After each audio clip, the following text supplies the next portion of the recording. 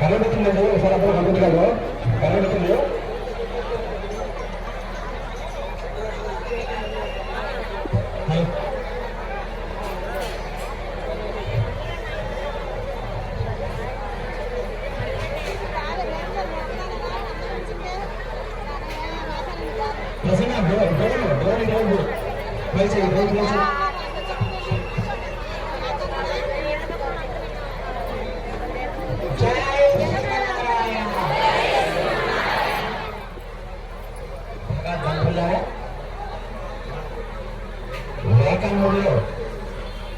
ఇవాళ శ్రీరామచంద్రుడు నూతన ఆలయాన్ని ఏర్పాటు చేసుకుని మనందరి కోసం ప్రతిష్ఠితుడయ్యాడు. ఇవాళ వైశాఖ పూర్ణిమకి ముందు భాగం. వైశాఖ పూర్ణిమ ఎల్లుండి వస్తాం. ఇవాళ చాలా పవిత్రమైనటువంటి నక్షత్రం హస్త నక్షత్రం. ఇవాళ రామానుజుల వారి యొక్క శిష్యులు కూరత్తాళ్వా అనే మహనీయులు ఉండేవారు. ఏ పేరు? రామానుజుల వారిని రక్షించడం కోసం తమ కనులు ఇచ్చినటువంటి మహనీయులు వారు. రామానుజుల వారు జాగ్రత్తగా ఉంటే బాగుంటే లోకమంతా బాగుంటుంది. అందుకోసం రామానుజుల వారికి ఏ ఇబ్బంది రాకుండా చూడాలి అని రామానుజుల వారిని కర్ణాటకకి పంపించి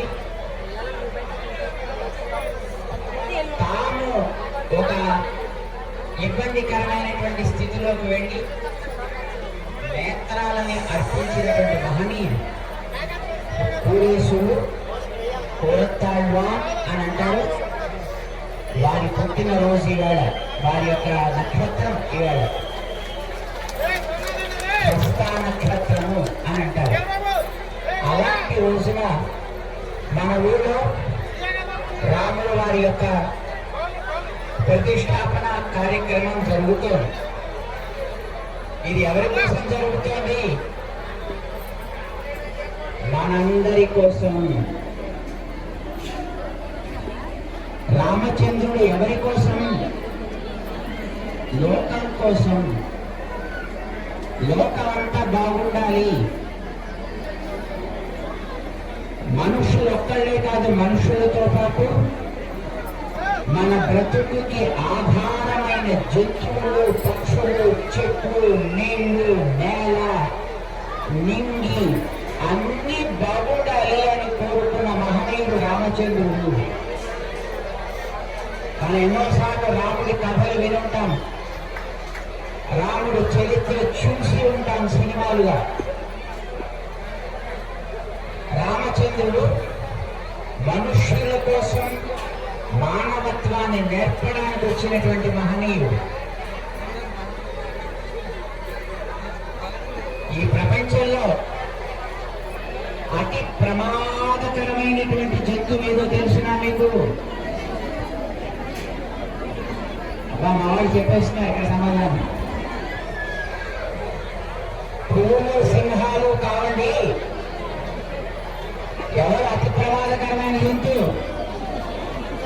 మనిషి. ఎందుకని? అన్నిటినీ పాడు చేసేవాడు మనిషి. చెట్టు లేకపోతే మనం బతకగలమా? బతకలేము. కానీ ఆ చెట్లను నాశనం చేసేది ఎవరు? మనుషులు. నీళ్ళు లేకపోతే మనం బతకగలమా? కానీ ఆ నీళ్ళని పాడు చేసేది ఎవరు? అది మనిషి. గాలి లేకపోతే బతకగలమా? కానీ ఆ గాలిని కూడా పాడు చేసేది ఎవరు? అది మనిషి. నేల లేకపోతే బతకగలమా మనం?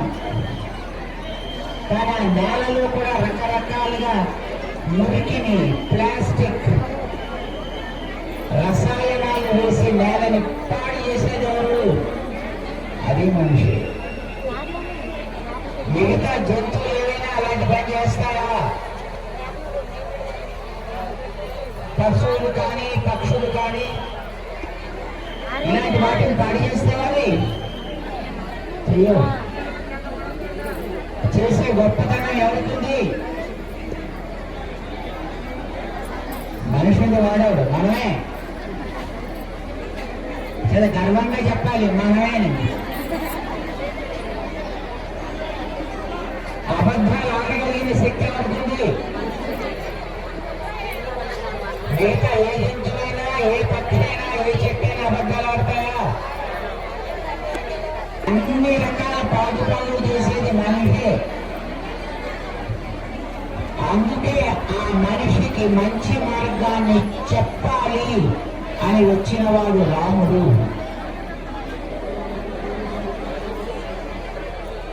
రాముడు మన కోసం మనిషిగా పుట్టాడు. ఎందుకని? మనుషులు బాగుపడాలి కనుక. పెద్ద చెట్టు ఉంటుంది, దాని పక్కన చిన్న చెట్టు ఉంటుంది. అయినా నేను పెద్దదాన్ని అని దాన్ని పెట్టడం చేయదు. చేస్తారా? ఏ చెట్టు కూడా మరొక చెట్టు మీద దెబ్బలాడదు. అలా దెబ్బలాడగలిగే శక్తి అవుతుంది. అది కూడా మనిషికి. అన్ని రకాల చెడిపోయినటువంటి ప్రాణి మనిషి. అందుకే ఈ మనిషిని మనం ఆచరించి చూపించాలి. మాటలు చెబితే చాలదు, చేసి చూపించాలి అని ఈ లోకంలోకి అలా చేసి చూపించడం కోసం వచ్చిన అవతారమే రామ అవతారం. అందుకోసం రాముడు ఎప్పుడు ఉపన్యాసాలు చెప్పలేదు. మరి ఏం చేశాడు ఆయన? ఆచరించి చూపించాడు.